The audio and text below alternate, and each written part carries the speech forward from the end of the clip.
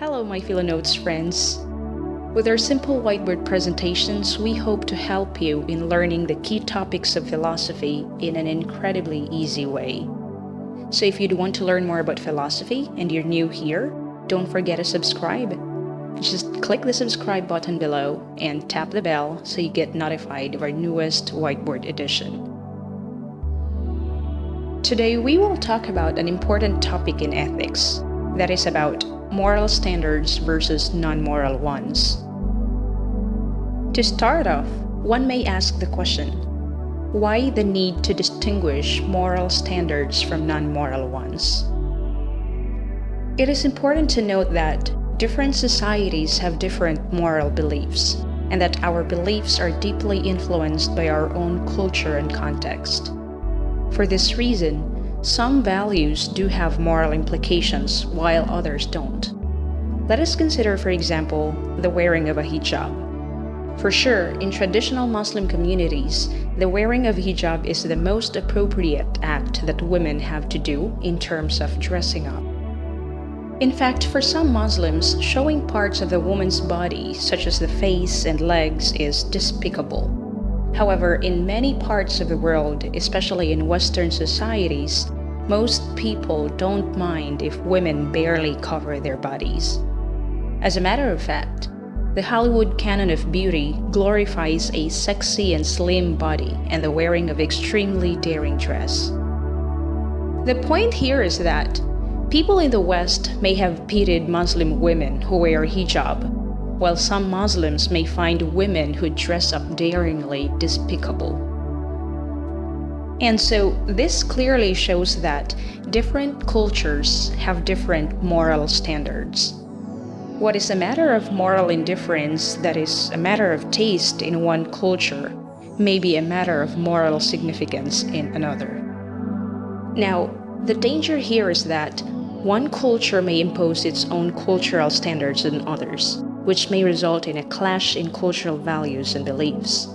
When this happens, as we may already know, violence and crime may ensue, such as religious violence and ethnic cleansing.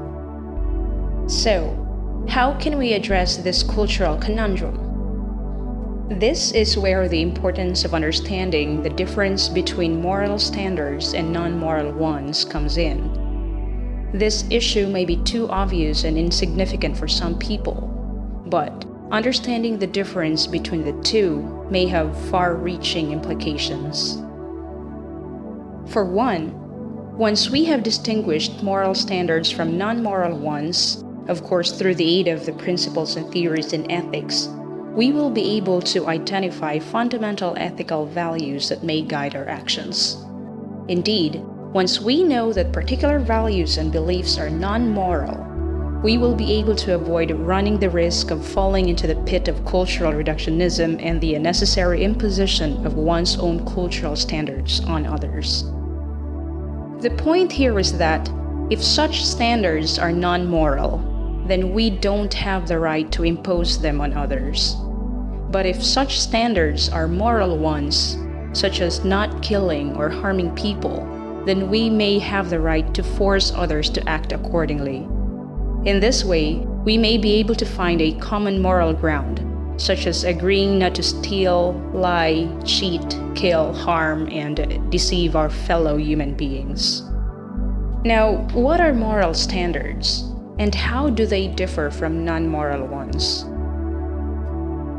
Moral standards are norms that individuals or groups have about the kinds of actions believed to be morally right or wrong, as well as the values placed on what we believe to be morally good or morally bad. Moral standards normally promote the good, that is, the welfare and well-being of humans as well as animals and the environment.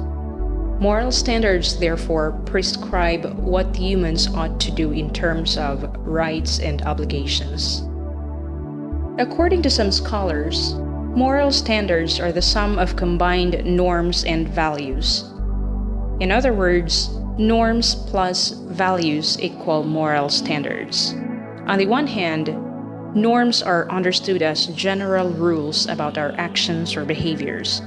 For example, we may say, we are always under the obligation to fulfill our promises, or it is always believed that killing innocent people is absolutely wrong. On the other hand, values are understood as enduring beliefs or statements about what is good and desirable or not. For example, we may say, helping the poor is good, or cheating during exams is bad. According to many scholars, moral standards have the following characteristics. First, moral standards deal with matters we think can seriously injure or benefit humans, animals, and the environment, such as child abuse, rape, and murder. Second, moral standards are not established or changed by the decisions of authoritative individuals or bodies. Indeed, moral standards rest on the adequacy of the reasons that are taken to support and justify them. For sure, we don't need a law to back up our moral conviction that killing innocent people is absolutely wrong. Third, moral standards are overriding. That is, they take precedence over other standards and considerations, especially of self-interest. Fourth, moral standards are based on impartial considerations. Hence, moral standards are fair and just. And lastly, moral standards are associated with special emotions and vocabulary. Non-moral standards, on the other hand, refer to standards by which we judge what is good or bad and right or wrong in a non-moral way. Examples of non-moral standards are standards of etiquette, by which we judge manners as good or bad, standards we call the law, by which we judge something as legal or illegal, and standards of aesthetics, by which we judge art as good or rubbish. Hence, we should not confuse morality with etiquette, law, aesthetics, or even with religion. As we can see, non-moral standards are matters of taste or preference. Hence, a scrupulous observance of these types of standards does not make one a moral person. Violation of said standards also does not pose any threat to human well-being. Finally, may this serve as an example of a way of distinguishing moral standards from non-moral ones. If a moral standard says, "Do not harm innocent people," or "Don't steal," a non-moral standard says, "Don't text while driving," or "Don't talk while the mouth is full." Alright, that's it for today. Keep looking forward to our series of daily whiteboard editions as we try to make the learning and understanding of philosophy incredibly easy. Thanks for joining us today in this edition of our daily whiteboard here at PHILO-notes. Full transcript of this video is available at PHILO-notes.com. To keep you updated of our daily whiteboard editions here at PHILO-notes, just click here and subscribe. Until then, thanks, take care.